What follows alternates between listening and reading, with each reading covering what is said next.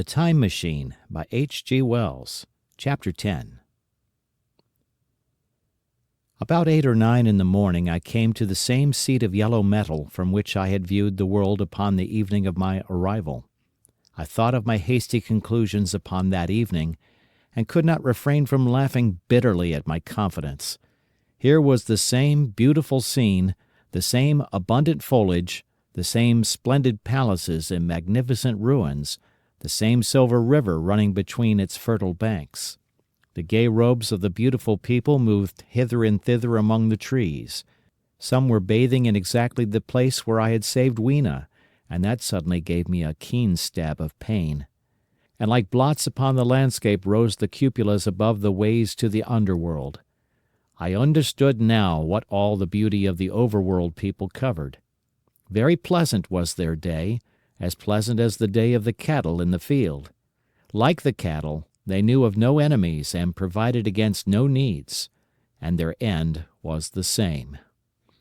I grieved to think how brief the dream of the human intellect had been. It had committed suicide.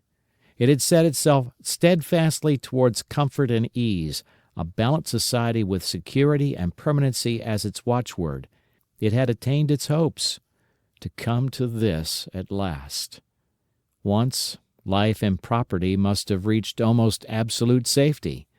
The rich had been assured of his wealth and comfort, the toiler assured of his life and work. No doubt in that perfect world there had been no unemployed problem, no social question left unsolved, and a great quiet had followed. It is a law of nature we overlook, that intellectual versatility is the compensation for change, danger, and trouble. An animal perfectly in harmony with its environment is a perfect mechanism. Nature never appeals to intelligence until habit and instinct are useless. There is no intelligence where there is no change, and no need of change. Only those animals partake of intelligence that have to meet a huge variety of needs and dangers.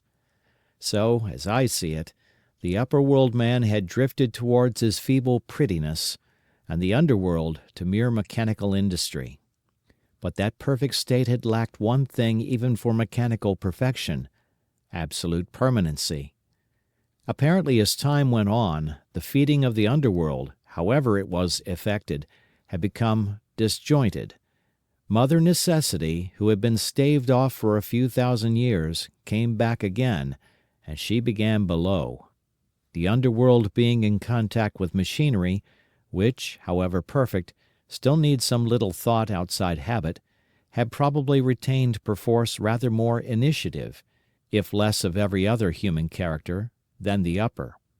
And when other meat failed them, they turned to what old habit had hitherto forbidden. So I say I saw it in my last view of the world of 802,701. It may be as wrong an explanation as mortal wit could invent. It is how the thing shaped itself to me, and as that I give it to you.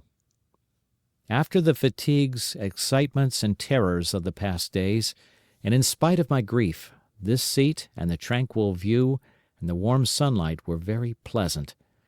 I was very tired and sleepy, and soon my theorizing passed into dozing. Catching myself at that, I took my own hint, and spreading myself out upon the turf I had a long and refreshing sleep. I woke a little before sunsetting. I now felt safe against being caught napping by the Morlocks, and, stretching myself, I came on down the hill towards the White Sphinx. I had my crowbar in one hand, and the other hand played with the matches in my pocket. And now came a most unexpected thing. As I approached the pedestal of the Sphinx, I saw the bronze valves were open. They had slid down into grooves. At that I stopped short before them, hesitating to enter. Within was a small apartment, and on a raised place in the corner of this was the Time Machine. I had the small levers in my pocket. So here, after all my elaborate preparations for the siege of the White Sphinx, was a meek surrender. I threw my iron bar away, almost sorry not to use it. A sudden thought came into my head as I stooped towards the portal. For once, at least, I grasped the mental operations of the Morlocks. Suppressing a strong inclination to laugh, I stepped through the bronze frame and up to the Time Machine. I was surprised to find it had been carefully oiled and cleaned. I have suspected since that the Morlocks had even partially taken it to pieces while trying in their dim way to grasp its purpose. Now, as I stood and examined it, finding a pleasure in the mere touch of the contrivance, the thing I had expected happened. The bronze panels suddenly slid up and struck the frame with a clang. I was in the dark, trapped. So the Morlocks thought. At that I chuckled gleefully. I could already hear their murmuring laughter as they came towards me. Very calmly I tried to strike the match. I had only to fix on the levers and depart then like a ghost. But I had overlooked one little thing. The matches were of that abominable kind that light only on the box. You may imagine how all my calm vanished. The little brutes were close upon me. One touched me. I made a sweeping blow in the dark at them with the levers, and began to scramble into the saddle of the machine. Then came one hand upon me and then another. Then I had simply to fight against their persistent fingers for my levers, and at the same time feel for the studs over which these fitted. One, indeed, they almost got away from me. As it slipped from my hand, I had to butt in the dark with my head.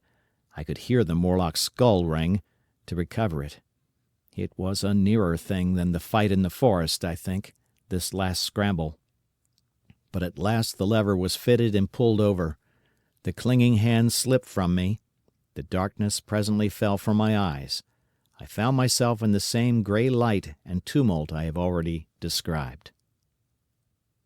End of chapter.